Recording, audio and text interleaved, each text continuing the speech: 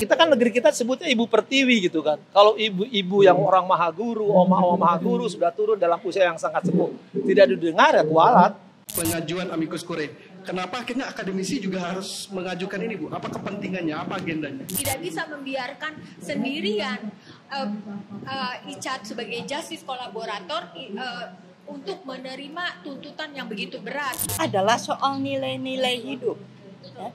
Dan kejujuran, kebenaran, mengajukan kebenaran itu kan suatu nilai yang sangat-sangat penting untuk kita bisa berbangsa dan bernegara. Kan tidak pernah dalam sejarah dunia, sejarah Republik Pundi ya, pembunuh, tapi didukung kan oleh kalangan mak-mak. Ini yuridis itu harus logis. Kalau yuridis tidak logis, ya logistik. Ada sahabat saksi dan korban. Sapa, sahabat menyapa. Kita peduli, kita lindungi. Hai, kembali lagi di Sapa Sahabat Menyapa. Orangnya nih, kenapa sih udah episode 7 nih, Put? Kita dipanggil lagi setelah host-host sebelumnya nih. Enggak, gini. Kenapa? Jadi beberapa saat ini, beberapa waktu ini maksudnya. Sorry, lagi overthinking banget. Jadi aku nih lagi ngikutin berita nih, Dan anakku anaknya form 1 ya. Kalau misalkan nggak datengin atau ke suatu tempat yang kayak lagi rame atau lagi happening, nggak bisa gitu. Dan aku udah overthinking banget beberapa hari, which is I need to pergi gitu ke tempat yang bisa bikin aku healing. Pak Sutradara, ini Putri kenapa ya? Kok Nggak. bahasa Inggris? Kamu ikut aku atau enggak? Iya atau enggak? Yes or no? Oh, wow. Mau apa enggak? Kemana? Ikut aja pokoknya. Kemana dulu? Kasih tahu. Yang penting kita Masa healing. jembatan Jakarta Timur? Nggak mau ah? Kita ke Jaksel. Wah, ini oke. Tempat main aku. Oh, wow. Kamu siap nggak jadi anak Jaksel? Siap. Alright then. Let's go. Ya udah, saya ikut Putri ke Jakarta Selatan ya. Ikutin terus. Sebanyak 42 orang profesor, 57 orang doktor, dan 21 master juga magister yang tergabung dalam Aliansi Akademisi Indonesia. Mereka menyatakan diri sebagai amicus curiae atau sahabat pengadilan untuk membela saudara Richard Eliezer Pudihang Lumiu. Sebagai sahabat pengadilan, Aliansi Akademisi Indonesia yakin bahwa kasus pembunuhan yang melibatkan Eliezer harus ditangani dengan adil. Selamat siang ibu-ibu, bapak sekalian. Mungkin kita langsung tanya ya, Prof. Yang pertama itu mungkin bisa dijelaskan. Tadi saya sempat dengar bahwa ada 122 yang menandatangani atau mendukung amicus curiae ini. Tapi mungkin bisa dijelaskan lebih dalam lagi siapa saja yang akhirnya memutuskan untuk menandatangani ini. Sebenarnya lebih dari 122 ya, itu tidak bisa lagi diakomodasi karena waktu. Hari ini itu kalau kita sebagai dosen hanya mentransformasi ilmu dan keahlian itu tidak cukup. Bahkan dari paradigma pedagogi kritikal dikatakan hanya akan menghasilkan mahasiswa seperti robot-robot tumpul. Yang harus dilakukan adalah memproduksi ilmu pengetahuan bersama dengan mahasiswa. Di mana produksi ilmu pengetahuan itu dilakukan? Di tengah-tengah masyarakat. Oleh karena itu tridharma yang kita miliki itu sudah betul. Jadi dosen tidak hanya mengajar, research dan publikasi, tapi juga harus melakukan pengabdian terhadap masyarakat. Dan itu tentu saja merupakan panggilan dan saya mau bilang kewajiban moral dari para dosen untuk merespon apa yang terjadi dalam masyarakat dan itu menjadi tanggung jawabnya sebagai ilmuwan. Gitu. Tridharmanya ya Putri, tridharmanya memang ada di universitas. Tapi akhirnya kalau saya merujuk dengan obrolan Kang Erasmus, waktu itu beliau sempat menyatakan di Sahabat Saksi Korban di YouTube bahwa kalau ICJR itu punya agenda, punya kepentingan terhadap pengajuan amicus curiae. Kenapa akhirnya akademisi juga harus mengajukan ini, Bu? Apa kepentingannya, apa agendanya? Sebenarnya terus terang kami itu mau ikut dengan ICJR, tetapi sudah terlambat. Jadi saya berpikir lebih baik kita bikin sendiri saja, Aliansi Akademisi Indonesia. Maka disitulah kami dalam waktu yang sangat singkat, mungkin hanya 3-4 hari berhasil mengumpulkan begitu banyak. Karena para akademisi itu juga peduli, sama seperti kami, tidak bisa membiarkan sendirian Icat sebagai justice kolaborator untuk menerima tuntutan yang begitu berat ya. Dan tentu saja kita juga harus menyadari bahwa hasil reformasi 1998 itu adalah termasuk LPSK. Jadi masyarakat semuanya harus melek hukum, harus punya literasi mengapa penting menguak kebenaran dan melalui kejujuran itu. Baik, tadi telah disebutkan juga ada sekitar 122 bahkan lebih ya. Kalau saya boleh tahu Bu, siapa dan dari mana saja akademisi yang tergabung dalam aliansi ini? Ya banyak, dari UI, ya dari IPB, dari ITB, dari Pajajaran, itu negeri ya, UGM, Unibrau, Samratulangi, ya swastanya juga banyak, Trisakti, Parahyangan, UNAS, banyak lah ya Bu ya, kita tidak semua sampai sebut, mungkin komplit. Jadi kalangan, dan itu yang menarik tuh justru tidak hanya dari Fakultas Hukum, lintas keilmuan. Beliau aja Prof Mel ini kan dari Fakultas Ekonomi dan Bisnis. Kalau Prof Sulis kan udah diakui guru besar hukum ya siapapun. Tapi ini justru lahir dari beberapa ya guru besar, saya katakan maha guru yang memang betul-betul turun gunung ya dari berbagai fakultas universitas yang ada di Indonesia, baik negeri maupun swasta. Dan itu adalah bentuk apa ya Prof ya, katakan Prof Sulis, itu adalah tanggung jawab keilmuan bagaimana mereka ya mengajarkan di kampus tidak hanya pintar, tapi kejujuran dan keberanian itu yang penting, dan kejujuran keberanian ditunjukkan oleh Richard ya. Nah mungkin lah kalau soal kejujuran Prof Melin yang lebih paham soal kejujuran, nilai kejujuran. Jadi Barada ini seperti mewakili ya Bu, merepresentasikan kejujuran dalam bidang hukum ini. Ya. Dan itu suatu nilai ya, nilai yang harusnya mendasari kehidupan kita berbangsa dan bernegara. Tapi kok sepertinya kurang dihargain ya. Jadi saya tentu saja waktu diajak untuk mendukung ini, saya sangat setuju karena untuk saya awalnya belajar sosiologi ya. Dalam bidang sosiologi salah satu bahan yang pertama kali kita belajar dan diajarkan adalah soal nilai-nilai hidup. Ya. Dan kejujuran, kebenaran, mengajukan kebenaran itu kan suatu nilai yang sangat-sangat penting untuk kita bisa berbangsa dan bernegara. Tapi mengapa sepertinya menurut saya waktu saya dengar keputusan kejaksaan kok tidak dihargain ya, malahan sepertinya dikesampingkan gitu ya, hanya bahwa dia yang menembak, sedangkan tidak hanya dia yang menembak, tapi itu kurang menonjol ya, bahwa fakta juga tidak kurang dikemukakan menurut saya dalam keputusannya. Dan Richard Eliezer ini yang menunjukkan apa yang isi hati dari kejujuran, kebenaran yang dia merasa dia harus keluarkan. Tetapi kok mengapa kejaksaan menurut saya tidak menghargai ya. Sedangkan nilai-nilai hidup seperti itu harus ditunjukkan oleh ya petinggi negara. Mereka kan menyebut dirinya petinggi negara semuanya. Kok malahan mereka yang seperti mengelakkannya ya? Jadi itu sangat mengecewakan dan merisaukan bagi saya sebagai guru besar. Kalau petinggi negara gitu kita mengajar mungkin tidak dihiraukan. Orang petinggi negaranya kan juga tidak. Untuk apa? Alah itu omong kosong lah nanti ya.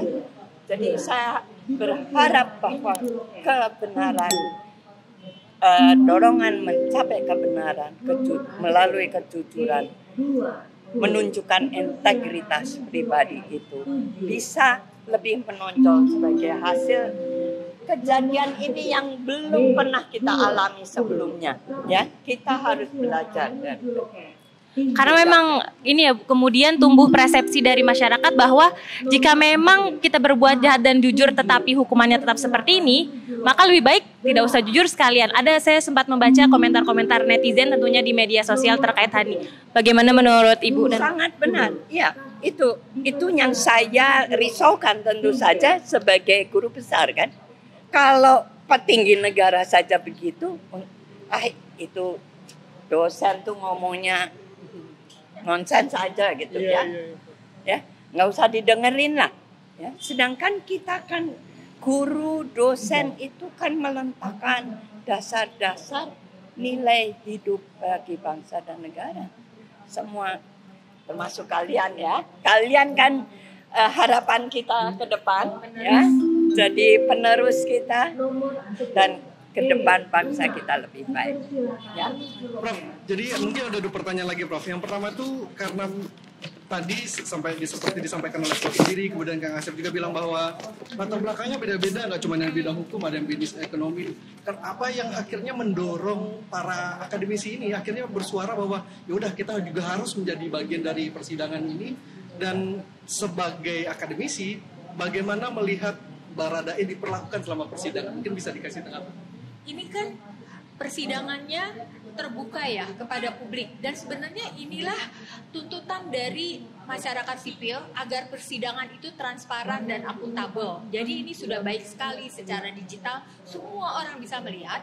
Jadi begitu saya masukkan ke WA group atau japri pribadi-pribadi, itu mereka langsung menyatakan dukungannya. Mereka itu adalah para dokter, ada insinyur, ahli ekonomi, ahli hukum sudah pasti, ahli ilmu sosial, antropologi, psikologi, sejarah, dan lain-lain. Mereka langsung saja mengatakan kami mau ikut mendukung tanpa ada pertanyaan apa-apa lagi begitu. Ya. Kalau Prof sendiri bagaimana Prof? Kan dari latar belakang ilmu saja, saya juga bukan orang hukum sih Prof, tapi jadi apa yang membuat Prof menjadi sangat yakin bahwa amicus curiae ini akan didengarkan oleh hakim nanti dalam pembacaan? Gimana ya? Sebetulnya itu kan akhirnya kalau saya mengingat kembali itu harapan, ya. Jadi saya harapan itu kok tidak terjadi, ya. Jadi kekecewaan besar sekali itu, ya. Karena saya pengajar.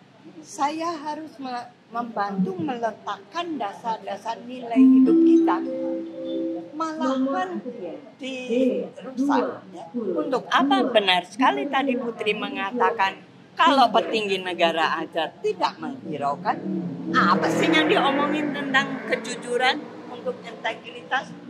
Kita bohong-bohong aja, kita apa yang negatif aja lebih baik, lebih menguntungkan daripada kejujuran. Jadi daripada kejujuran itu yang saya sangat risaukan, dan untuk hari depan kita. Ya. Mungkin ada tambahan? Ya, kan kita negara dibentuk di pembukaan itu untuk mencerdaskan kehidupan bangsa, mensejahterakan. Nah, gimana orang cerdas kalau orang itu culas? Nah, kita ada contoh dari Barada ya, yang pendidikannya sangat rendah, keluarga bersahaja, tapi mengajarkan kejujuran, gitu kan? Nah, kejujuran itu kan penting, keadaban itu kan. Nah, itu dilakukan oleh seorang terdakwa, sekali lagi yang melakukan pembunuhan. Kan tidak pernah dalam sejarah dunia, sejarah Republik Pundi, ya, pembunuh, tapi didukung kan oleh kalangan emak-emak. Ini kalau emak-emak saya ini kan ada seorang guru besar, tidak hanya rasa, tapi rasio yang bicara. Supaya mereka tuh cerdas, dan kita belajar kecerdasan itu dari Ican. Kalau Ican tidak dapat reward, tapi malah punishment, tidak akan menimbulkan motivasi. Tadi, cuma jadi pejabat negara kalau ujungnya culas, padahal butuh cerdas ya Prof. Ya. Itu diajarkan oleh 2 guru besar saya ini kan, yang saya kira tidak hanya 2 guru besar, ini kan ada guru besar berapa Prof? 42 guru besar dari lintas keilmuan, coba bayangkan. Kan mereka rasa dan rasionya, raganya jalan jadi satu. Bahwa butuh kita orang-orang semacam Ican, terlepas dia lakukan pembunuhan, tapi ada pengakuan ya Prof. Ya. Ada kejujuran yang kita hargai. Itu ada seorang prajurit, seorang Barada. Nah, inilah menimbulkan motivasi-motivasi kelak ya. Bahwa orang-orang harus berani mengatakan itu. Terlepas itu sakit mau dikatakan kan. Ya, itu ya Prof. Ya. Dan dia dengan pangkat yang begitu rendah, dia berani ya. Berani mengemukakan yang fakta yang sebenarnya terjadi. Mengapa itu tidak dihiraukan oleh petinggi negara kita? Itunya untuk saya ada kata-kata yang karena undang-undang mengatur ya, pasal 10A undang-undang LPSK itu kan paling ringan kan, harus dari pelaku lain, tapi itu tidak diterapkan, malah menjadi dilema yuridis ya Prof.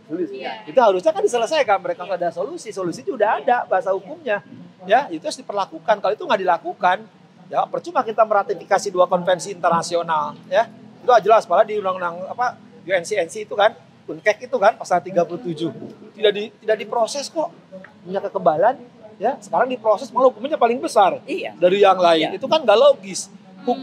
Yuridis itu harus logis, kalau yuridis tidak logis ya logistik. Mungkin pertanyaan terakhir nih, Prof. Sudah datang ke pengadilan negeri, sudah mengumpulkan amicus curiae dari berbagai lintas ilmu, lintas profesi malah ya. Jadi apa harapannya ketika amicus curiae ini nanti dibaca oleh hakim? Harapannya apa? Dan tadi sempat disinggung oleh Profesor Slay bahwa ingin mencerdaskan, ini bukan masalah persidangan saja, tapi ini juga harus diberitahu kepada masyarakat. Jadi apakah ada harapan-harapan yang sangat besar terhadap pengajuan amicus curiae ini?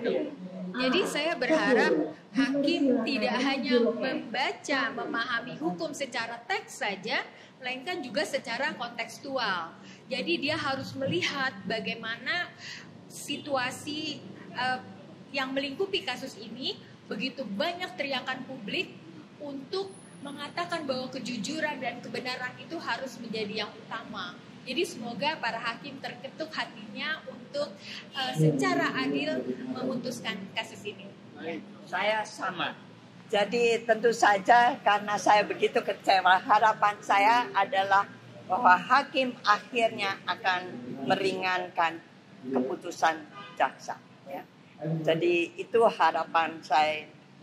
Ya mungkin terakhir ya dalam kasus ini, ya karena hakim yang memutuskan. Ya, kita kan negeri kita sebutnya Ibu Pertiwi gitu kan. Kalau ibu-ibu yang orang maha guru, oma-oma maha guru sudah turun dalam usia yang sangat sepuh, tidak didengar ya kualat. Iya kan ibu-ibu kan. Kata kuncinya kualat ya berarti. Kualat lah, ibu-ibu kan. Kalian yang kita harapkan akan meluaskan isu ini, pentingnya kebenaran, kejujuran, integritas. Oh, ada masalah ya. Bangsa. Kalau kembali ke masalah kan ke alma mater, alma itu ibu, kembali ke ibunya, anak ibunya sudah turun gunung, masa nggak didengar? Iya, betul sekali. Ini sudah ibu maha guru lagi. Betul. Jadi kalau nggak didengarkan, walat tadi tuh. Dan tentunya ini mewakili seluruh akademisi dari Indonesia ya. Berarti ini bukan sekedar suara akademisi sebenarnya. Betul. Ini udah suara masyarakat Indonesia yang Betul. mewakili. Jadi ini udah sampai ke guru, ibu lagi gitu ya, dan yang mendidik. Jadi ini semoga bisa menjadi ketukan untuk hakim gitu ya, meringankan hukuman bagi Richard Eliezer. Kami mengucapkan terima kasih banyak untuk ilmu dan semangatnya, semoga bisa tertular pada kami ya Prof ya. Terima kasih banyak dan sahabat. Terima kasih. Ya, itu sahabat, hari ini kita langsung dari Pengadilan Negeri Jakarta Selatan. Semoga kita bersama keadilan dan semoga sahabat tetap bersama kami. Terima kasih, sampai bertemu di episode selanjutnya. Terima kasih. Semangat selalu ya. Terima kasih. Terima kasih banyak ya, Prof. Kalian adalah hari depan kita ya. Terima kasih banyak, Prof. Ya, Adik, terima kasih Pak. Bangunlah hari depan yang Oh, I'm so excited that I visited South Jakarta. Oh my God, that was another experience for being a host of Sapa, ya. Bentar. Kenapa jadi bahasa Inggris sih? We just visited South Jakarta, babe. Sejak kapan aku jadi babe kamu? Nggak mau. Oh Nggak. Kita udah balik ke Jaktim, bahasa Indonesia lagi. Oke? Istighfar dulu ya, astagfirullahaladzim, astagfirullah. Oke. Nggak ada jaksel-jakselan. Host Sapa. Oke, di LPSK. Baik, berarti tadi kita sudah, udah alhamdulillah. Tadi kita sudah melihat bagaimana akhirnya amicus curiae diajukan oleh akademisi tadi ya. Betul, kita tadi juga bertemu dengan 3 narasumber, luar biasa semuanya. Semoga ya apapun nanti ya keputusan hakim itu jadi keputusan terbaik yang diberikan oleh hakim karena ada masukan-masukan dari masyarakat sipil. Betul. Jangan lupa ya, ini kita udahlah kacau banget hari ini jalannya ke Jakarta Selatan, sekali jalan Jakarta Selatan gitu ya. Tapi enak kan? Healing kan? Kayaknya semoga diajak lagi ya Bud ya. Ya mudah-mudahan di overthinkingku selanjutnya, di FOMO-ku berikutnya, kita healing lagi. Amin, healingnya beneran healing ya Bud. Jangan ngejebak juga. Mungkin kita bisa glamping atau... Cukup, baik jangan lupa like, subscribe, sama komen ya. Betul. Jangan lupa komen, karena kita butuh pendapat kalian, aspirasi kalian juga. Nih hostnya oke nggak nih gitu ya, wajib diperpanjang atau diganti lagi dengan episode berikutnya. Jangan diganti, nanti aku overthinking. Baik, terima kasih sudah memperhatikan sampai episode 7. Kami berharap kalian tetap setia dengan kanal kami ini. Betul. Dan kita memberikan informasi-informasi yang baik, yang netral, yang bisa bermanfaat untuk masyarakat semua, untuk sahabat-sahabat yang ada di luar sana. Sampai bertemu, jangan lupa ya like, subscribe, dan komen, share semua. Bye-bye. Sampai ketemu di Sapa berikutnya. Harapan kan datang Sahabat, saksi korban, jembatan keadilan. Sahabat, saksi